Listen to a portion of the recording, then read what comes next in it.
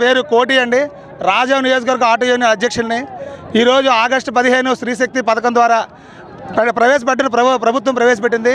దానివల్ల ఆటో డ్రైవర్లు 70% రోడ్డున పడ్డారు. దానివల్ల మేము నిరసన తెలియజేయడానికి వస్తున్నాము.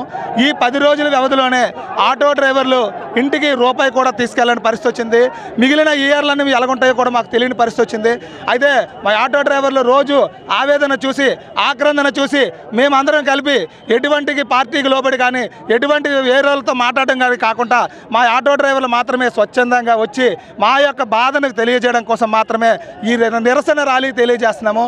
ఈరోజు బంద్ ప్రకటించాము. ఉదయం 5 నుంచి సాయంత్రం 5 వరకు ఎటువంటి ఆటో డ్రైవర్ల కార్యకలాపాలకు పోగలకూడదని మేమే శిక్ష వేసుకొని ఈరోజు మేము బంద్లో పాల్గొంటున్నాము. ఆటో డ్రైవర్లు సుమారుగా 2000 కుటుంబాలు రాజాం నియోజకవర్గాలు ఉన్నాయి. దీన్ని బట్టి మీరు అర్థం చేసుకోండి. ప్రభుత్వానికి మేము పోరాడలేము. మా బతుకులగా చాలా చిన్నదండి. ఈరోజు మా ఇంట్లో నిన్న వినాయక చవితి కూడా చేసుకోలేదు. ఇంట్లో పరిస్థితి ఎలాగుందంటే కనీసం ఇంటికి తీసుకెళ్ళని పప్పన్నం కూడా పెట్టుకోలేని స్టేజ్లో ఉంది.